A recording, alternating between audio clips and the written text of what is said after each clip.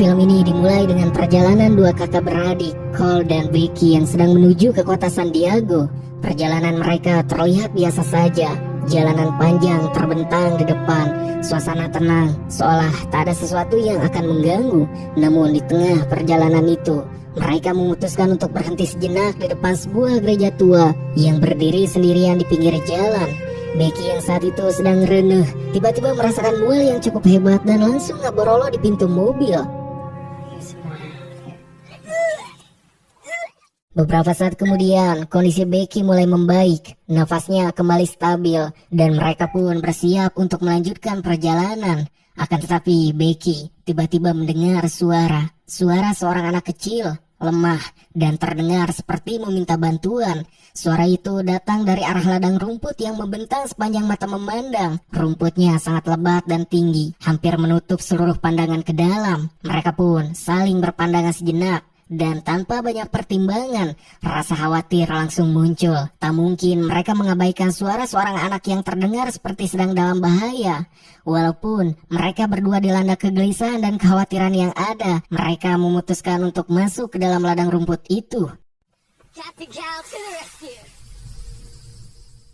Sebelum masuk lebih jauh, Becky sempat mengambil ponselnya dan mencoba menghubungi polisi. Ia ingin berjaga-jaga, siapa tahu sesuatu yang buruk benar-benar terjadi di dalam sana. Namun panggilan itu tak berjalan seperti yang diharapkan. Tiba-tiba sambungan terputus, dan bukan hanya itu, sinyal ponsel pun mulai menghilang, seolah-olah tempat itu menolak koneksi dengan dunia luar.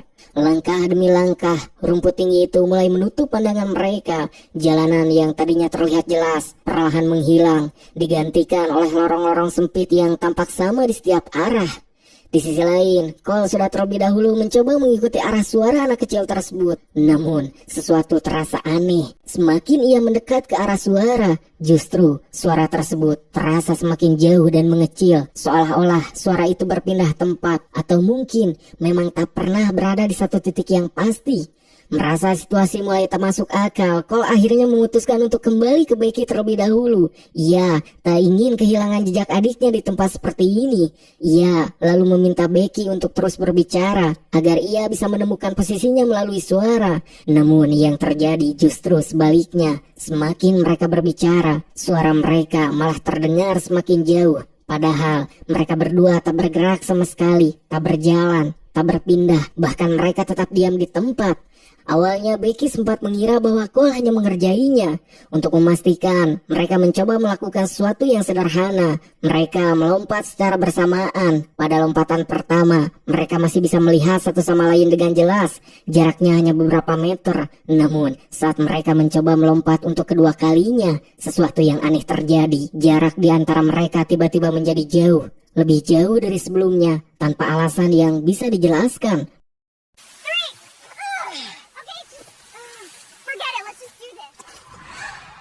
Dan di saat itulah rasa panik mulai muncul di benak mereka berdua. Cole mulai berlari, mencoba mendekati Becky. Ia berharap bisa segera menemukannya di tengah ladang yang semakin terasa membingungkan ini. Namun di tengah perjalanan, ia tikosewat hingga terjatuh ke tanah basah.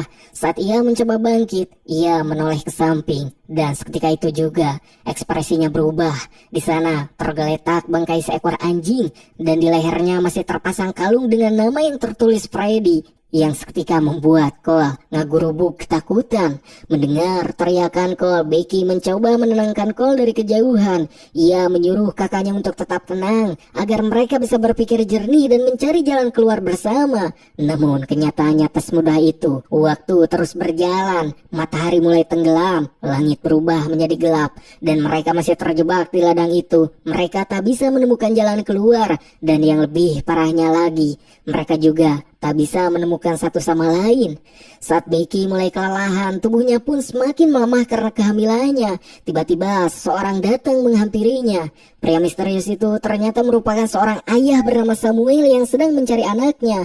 Dengan suara yang sangat tenang, ia mengatakan bahwa ia bisa membantu Becky keluar dari tempat tersebut. Awalnya Becky merasa takut, namun Samuel kemudian menjelaskan bahwa ia adalah ayah dari Tobin, anak kecil yang sedari tadi meminta tolong. Di sana Samuel pun juga mengaku jika ia sebenarnya sedang mencari istri dan anaknya yang hilang di dalam ladang tersebut. Mendengar penjelasan itu, Becky mulai merasa sedikit lega dan akhirnya ia memutuskan untuk percaya kepada Samuel. Becky akhirnya memilih untuk mengikuti Samuel daripada harus bermalam seorang diri di tengah ladang yang menakutkan, sambil berharap mereka bisa menemukan Cole, Tobin, serta istri Samuel yang bernama Natalie dan keluar dari ladang itu bersama-sama. Sementara itu, di sisi lain, saat hari mulai poek, Cole akhirnya bertemu dengan Tobin, seorang anak yang tadi siang terus meminta tolong. Namun pertemuan itu terasa aneh. Tobin tidak terlihat panik, tidak terlihat seperti anak kecil yang tersesat. Justru sebaliknya, ia terlihat terlalu tenang, dan apa yang ia katakan membuat situasi semakin membingungkan. Tobin mengatakan bahwa mereka tidak akan bisa keluar dari ladang tersebut. Mendengar hal itu, Cole langsung berpikir bahwa Tobin sengaja menjebaknya dan Becky agar masuk ke ladang tersebut. Namun Tobin membantah. Ia menjelaskan bahwa sebelumnya ia dan kedua orang tuanya juga mendengar suara seseorang yang meminta pertolongan. Dan ketika mereka mencoba mencarinya, mereka justru terjebak di dalam ladang itu. Bahkan mereka juga tak bisa menemukan satu sama lain selama berada di sana. Tobin kemudian menceritakan sesuatu yang lain. Ia mengatakan bahwa di tengah ladang terdapat sebuah batu misterius. Menurutnya, batu itu bisa menunjukkan apa saja yang terjadi di dalam ladang tersebut. Seolah batu itu adalah pusat dari semua keanehan. Dan yang paling mengkhawatirkan, Tobin mengatakan bahwa Becky sedang dalam bahaya. Mendengar hal itu, Cole tidak mau membuang waktu lagi. Ia langsung meminta Tobin untuk membawanya ke batu tersebut. Mereka pun berjalan cukup lama, menembus labirin rumput yang terasa tak memiliki ujung, sampai akhirnya mereka tiba di tempat batu itu berada. Batu itu pun terlihat aneh, tak seperti batu biasanya. Ada sesuatu yang terasa tak wajar.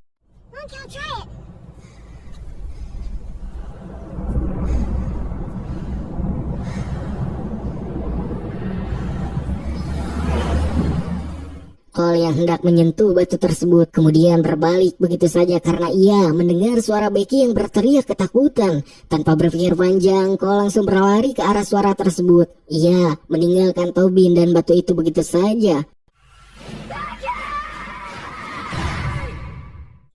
Keesokan harinya, seorang pemuda bernama Travis juga tiba di tempat tersebut. Travis bukan orang asing. Ia ternyata adalah kekasih Becky sekaligus ayah dari janin yang sedang dikandung Becky. Kedatangannya bukan tanpa alasan. Becky dan Cole telah menghilang selama beberapa hari tanpa kabar. Tak ada jejak, tak ada pesan, seolah-olah mereka lenyap begitu saja. Dimana saat Travis melewati gereja tua yang berada di pinggir jalan, ia sempat memperlambat kendaraannya. Sesuatu menarik perhatiannya. Di sana terparkir beberapa mobil dan salah satu dari mobil tersebut terlihat sangat familiar di matanya. Setelah memperhatikan lebih dekat, Travis pun menyadari bahwa mobil tersebut adalah milik Cole. Perasaan kebingungan pun mulai dipikirkan Travis, dan ketika ia mulai memeriksa sekitar gereja, suasana di sana terasa sunyi, terlalu sunyi, seolah-olah tempat itu sudah lama ditinggalkan. Ia pun masuk ke dalam gereja, namun di dalam sana tak ada siapapun, kosong, tak ada siapa-siapa, tak ada tanda kehidupan. Namun saat ia keluar dari gereja, ia menemukan sesuatu yang tergeletak di tanah, sebuah buku. Ketika ia mengambilnya dan melihat lebih dekat, ia langsung mengenalinya. Itu adalah buku milik Becky. Menyadari bahwa Becky dan Cole kemungkinan besar berada di sekitar tempat itu, Travis akhirnya memutuskan untuk masuk ke dalam ladang rumput tersebut dengan tujuan mencari keberadaan mereka berdua. Tanpa mengetahui, ia sedang mengulang langkah yang sama, masuk ke dalam tempat yang sama dan menuju nasib yang sama.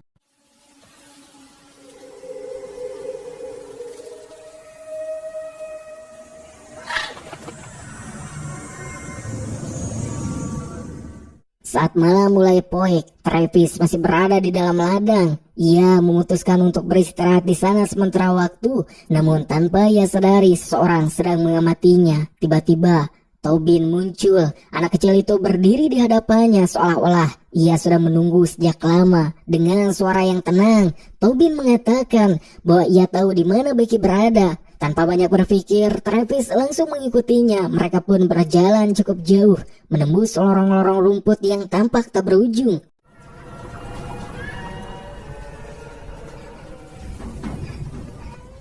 Sampai akhirnya mereka tiba di sebuah tempat, dan di sana Travis menemukan Becky. Namun bukan dalam keadaan yang ia harapkan. Tubuh Becky tergeletak di tanah, tak bergerak, pucat dan jelas jika Becky sudah innalillahi.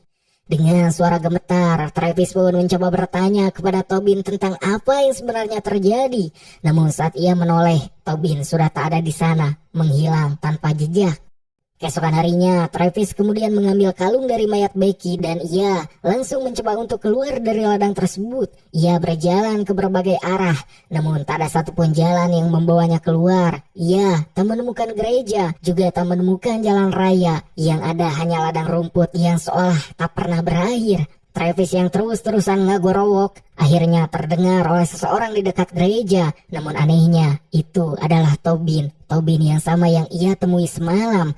Namun terlihat jika Tobin yang sekarang masih bersih dan rapi, seolah-olah ia belum pernah masuk ke ladang tersebut sama sekali. Dan fakta pun terungkap jika kejadian yang menimpa mereka semua adalah sebuah fenomena bernama time loops, sebuah konsep di mana waktu berulang terus di titik yang sama, sehingga seseorang atau sebuah kejadian mengalami hari dan kejadian yang sama berulang-ulang. Dan seperti yang sudah terjadi sebelumnya, Tobin, Samuel, dan Natalie masuk ke dalam ladang dikarenakan mendengar suara Travis yang meminta tolong. Semuanya kembali ke awal, semuanya terjadi lagi tanpa perubahan.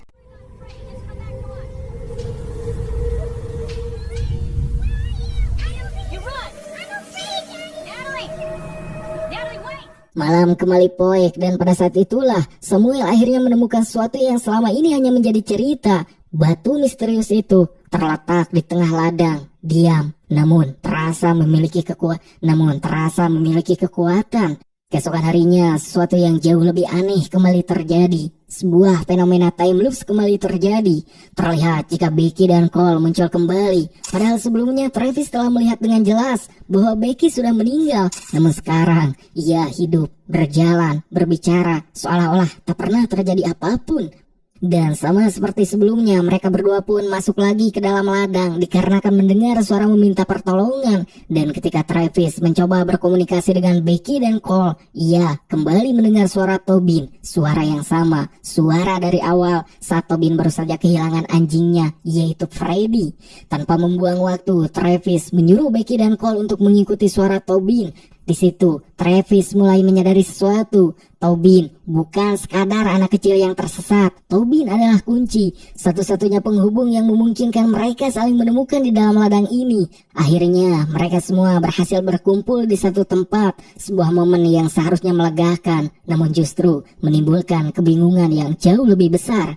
Cole pun langsung bertanya kepada Travis, bagaimana bisa ia sudah berada di sana lebih dulu. Dengan wajah serius, Travis menjelaskan bahwa ia datang karena Becky dan Cole telah menghilang selama lebih dari 2 bulan. Angka itu terasa tak masuk akal karena bagi Becky dan Cole semuanya terasa baru saja terjadi. Dari situlah mereka mulai memahami sesuatu yang mengerikan. Ladang itu tak hanya menyesatkan arah, tapi juga memutar waktu atau time loops. Tak ada lagi yang bisa mereka lakukan selain mencoba kabur bersama-sama selama mereka masih bisa saling menemukan. Travis kemudian menggendong Tobin di punggungnya. Ia berharap dengan cara itu mereka tetap bisa terhubung dan tak berpisah lagi. Mereka pun mulai berjalan menyusuri ladang yang terasa tak memiliki batas. Waktu pun berlalu, berjam-jam mereka berjalan, namun hasilnya tetap sama. Tak ada jalan keluar, tak ada gereja, tak ada tanda bahwa mereka mendekati dunia luar. Mereka justru semakin masuk ke dalam, semakin jauh, semakin dalam. Saat mereka berhenti untuk beristirahat, sesuatu yang aneh kembali terjadi. Sebuah telepon berbunyi di tengah ladang. tanpa sumber yang jelas. Saat diangkat, suara di ujung sana terdengar sangat familiar. Itu adalah suara Becky, namun bukan Becky yang berada di depan mereka. Suara itu pun memperingatkan mereka dengan nada panik, dengan ketakutan yang nyata. Suara di telepon memperingatkan agar Cole tak menyakiti Travis. Jika tidak, mereka akan terjebak di tempat itu selamanya. Semua terdiam, tak ada yang benar-benar mengerti. Namun satu hal mulai terasa jelas. Apa yang mereka alami sudah pernah terjadi dan seseorang sedang mencoba mengubahnya. Suasana di dalam ladang itu perlahan berubah, tak lagi sekadar membingungkan, tapi mulai terasa mengancam. Ucapan dari Becky di telepon terus terngiang di kepala Cole, sebuah peringatan yang terasa tak masuk akal, namun terlalu spesifik untuk diabaikan. Dan tanpa disadari, benih kecurigaan mulai tumbuh. Beberapa saat kemudian, ketika Becky tak sadarkan diri, Samuel datang dan membantu mereka membangunkan Becky. She's gonna be fine. We are. You found a way out? Well, it's not a straight line, I can say that much. Mereka semua pun kemudian kembali berjalan untuk mencari jalan keluar, namun kembali tak membuahkan hasil. Singkatnya, malam pun poek dan langkah mereka akhirnya terhenti di satu titik. Di tengah ladang yang tak pernah memberi arah itu, mereka menemukan sesuatu yang terasa berbeda. Sebuah batu besar, gelap, dan diam, tapi terasa hidup. Tak ada yang langsung mendekat, namun Samuel berjalan lebih dulu. Perlahan, seolah-olah ia ditarik oleh sesuatu. Natalie melihat itu dan untuk pertama kalinya sejak mereka masuk ke ladang, ia benar-benar panik. Dengan suara tegas, ia memperingatkan Samuel untuk tidak menyentuh batu tersebut. Ada ketakutan yang jelas di wajahnya, bukan sekadar firasat. Seolah-olah ia sudah mengetahui semuanya. Samuel pun berhenti sejenak, menoleh ke arah Natalie, bukan untuk mundur, tapi untuk bertanya. Ia ingin tahu apa yang Natalie maksud. Natalie pun mencoba menjelaskan bahwa batu itu tak normal, bahwa ia pernah melihat sesuatu melalui batu itu, sesuatu yang tak seharusnya dilihat. Namun penjelasan itu justru membuat Samuel semakin tertarik. Perlahan, ia kembali melangkah, mendekat, dan tanpa benar-benar menghiraukan peringatan itu, Samuel menyentuh batu tersebut dan seketika semuanya berubah. Samuel membeku, napasnya tertahan, matanya terbuka, namun tak lagi fokus pada dunia di depannya. Ia melihat sesuatu, potongan-potongan kejadian, waktu yang berulang, kejadian di masa lalu, masa kini dan masa depan, sebuah pemahaman yang datang sekaligus. Ketika ia menarik tangannya, Samuel sudah berubah. Tatapannya kosong, namun penuh keyakinan yang aneh. Menyadari Samuel adalah sebuah ancaman, Travis kemudian langsung menerjang ke arah Samuel. Namun naas, Travis dengan mudah diatasi olehnya. Setelah itu, tanpa banyak peringatan, Samuel bergerak. Serangannya cepat, tiba-tiba, dan langsung mengarah ke Natalie. Tanpa rasa ampun, tanpa rasa kasihan, dan tanpa basa-basi, Samuel langsung menghancurkan mastaka Natalie hingga bercucuran getih. Melihat kengerian tersebut, Cole, Becky, Tobin, dan Travis yang masih selamat kemudian pergi menjauh dari Samuel. Hingga akhirnya mereka semua sampai di sebuah bangunan kosong di tengah ladang itu. Bangunan itu berdiri sunyi, tua, rapuh, dan terasa tidak seharusnya ada di sana. Namun di dalamnya suasana justru semakin memanas. Di saat keadaan yang genting ini, Cole dan Travis malah mulai terlibat pertengkaran. Bukan sekadar debat biasa, ini tentang sesuatu yang jauh lebih dalam. Cole tak bisa menerima kenyataan. Ia menyalahkan jika dalang dari semua ini adalah disebabkan oleh Travis yang menghamili adik tercintanya, dan karena itulah mereka harus tersesat dan terjerumus ke peristiwa mengerikan ini. Sementara di sisi lain, Travis sudah berubah. Ia tak lagi seperti dulu. Ia ingin bertanggung jawab atas Becky dan atas bayi yang sedang ia kandung. Namun di saat mereka terus adu bacot, tiba-tiba boom, suara keras menghantam pintu bangunan. Samuel telah menemukan keberadaan mereka. Tanpa berpikir panjang, mereka semua langsung naik ke lantai paling atas, berusaha menjauh, berusaha kabur, dan berusaha bersembunyi dari sosok Samuel yang mengerikan. Di atas sana, mereka mencoba mencari cara keluar. Mereka mulai mengamati sekitar, mencari sesuatu yang familiar, dan akhirnya mereka melihatnya, gereja di kejauhan, tempat di mana semuanya dimulai. Di saat itulah sesuatu yang aneh terjadi. Freddy, anjing milik Tobin muncul, namun kemunculannya tak normal. Ia pergi dan menghilang begitu saja, lalu muncul lagi di jalan dekat gereja. Freddy seolah-olah menunjukkan pada mereka jika semuanya bisa keluar dari tempat tersebut selagi mereka bisa mengikuti jalur yang dilewatinya. Harapan itu pun muncul, tipis tapi cukup untuk membuat mereka bergerak. Namun saat mereka hendak turun, Travis terpleset. Tubuhnya kehilangan keseimbangan, tangannya berusaha mencari pegangan dan saat itu Cole memegangnya. Namun entah karena panik, entah karena konflik yang belum selesai, pegangan itu sengaja dilepaskan oleh Cole yang membuat Travis langsung melayang dari atas bangunan. Tak lama setelah itu Samuel akhirnya menemukan mereka dan mereka pun kabur menggunakan jalur pintu lainnya.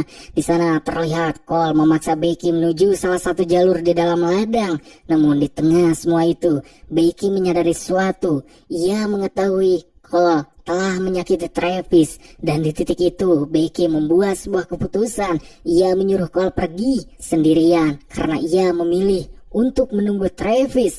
Namun Cole tak terima, ia mengejar Becky ke dalam ladang dan di sanalah semuanya berakhir untuknya. Tanpa ia sadari, Samuel muncul tepat di belakangnya. Cole pun mencoba kabur, namun tak ada tempat untuk lari. Samuel kemudian menangkapnya dengan sangat mudah dan saat sebelum ia dipateni, Cole melihat ke arah sekitar. Ia melihat banyak sekali jasad dirinya sendiri yang begitu pabalatak dan menyadari jika kejadian pemburuan tersebut bukan pertama kalinya terjadi. Namun itu adalah time loops yang terus berulang kesekian kalinya.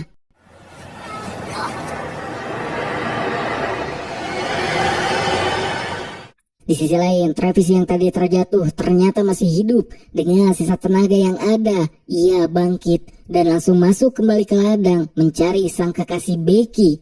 Di tengah pencariannya, ia mendengar suara Becky. Suara itu penuh penyesalan. Becky mengatakan bahwa ia menyesal karena dulu ia tak bersama Travis, karena Travis tidak sempat menjadi sosok yang ia harapkan. Travis mendengarnya dan untuk pertama kalinya ia berbicara dengan jujur. Ia berjanji bahwa ia akan menyelamatkan Becky, bahwa ia tak akan membiarkan bayi itu lahir di tempat ini. Namun ladang itu tidak pernah memberi waktu. Tiba-tiba Samuel muncul dan langsung menyerang Becky.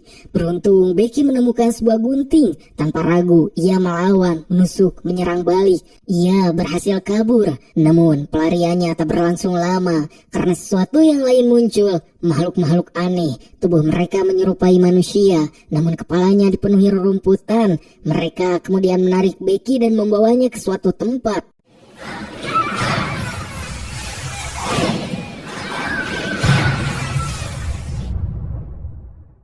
Saat tersadar, Becky sudah berada di dekat batu misterius tadi. Dengan penuh rasa kehariwang, Becky kemudian menghubungi Cole. Ia mengatakan, jangan biarkan Cole menyakiti Travis, atau mereka akan membuat kesalahan yang berulang selamanya. Dan di momen ini, terungkaplah satu hal yang mengerikan. Suara yang mereka dengar sebelumnya adalah suara Becky dari masa kini yang bertujuan memperingati mereka. Namun, semuanya sudah terlambat. Dari bawah batu itu, sebuah lubang terbuka, gelap, dalam dan penuh dengan sesuatu yang bergerak. Makhluk-makhluk itu pun mencoba menarik Becky masuk. Becky berusaha menjauh, merangkak dengan sisa tenaga yang ia punya. Namun, ia terlalu lemah dan akhirnya ia tak bisa lagi bergerak. Tak lama kemudian, Travis tiba. Ia melihat Becky terbaring lemah tak berdaya. Dan di sana, Tobin muncul dengan rasa takut yang mencengkam. Ia berkata jika Samuel ayahnya telah mempateni Cole dan bayi yang sedang dikandung Becky, lalu menambahkan jika hal ini akan terus berulang dan tak akan pernah berakhir. Travis lalu mencoba menenangkan Tobin. Di sana Tobin kemudian membisikkan jika Samuel sedang mengawasi mereka. Travis tidak lari, ia tidak bersembunyi, ia justru menantang. Dan seperti yang kita duga, Samuel datang dan langsung menyerang Travis sampai tak sadarkan diri. So I'll see to myself.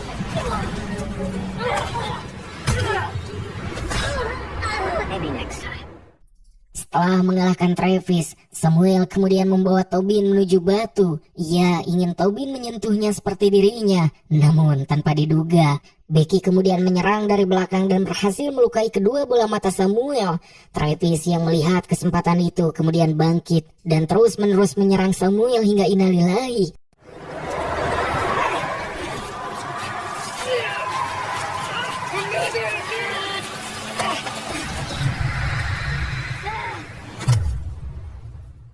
Keheningan kembali datang, namun kali ini semuanya sudah berubah. Travis melihat Becky dan ia tahu Becky tak akan selamat. Dengan berat hati, ia pun menyentuh batu itu dan akhirnya ia melihat semuanya.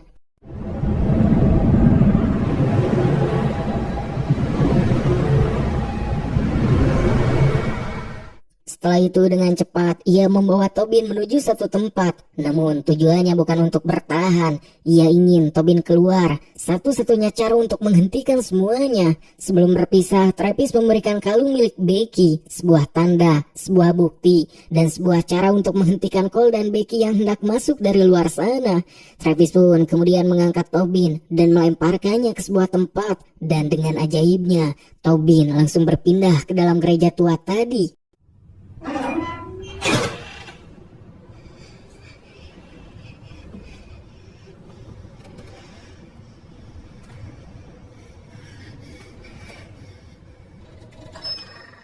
Dan ketika Tobin keluar, Becky dan Cole masih di sana, belum masuk. Tobin menghampiri mereka, mencegah dan memperingatkan mereka berdua.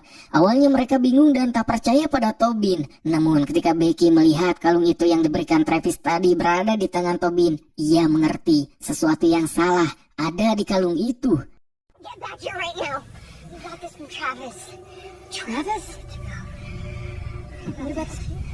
I need to leave. Dan untuk pertama kalinya, Cole, Becky, dan Travis memilih pergi, meninggalkan semuanya. It's back the way we came. Yeah, I know. Are you sure? That's my own family now.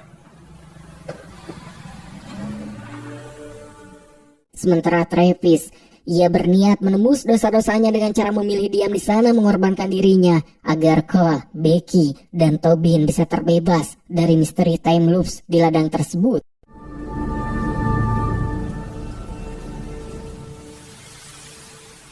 Tamat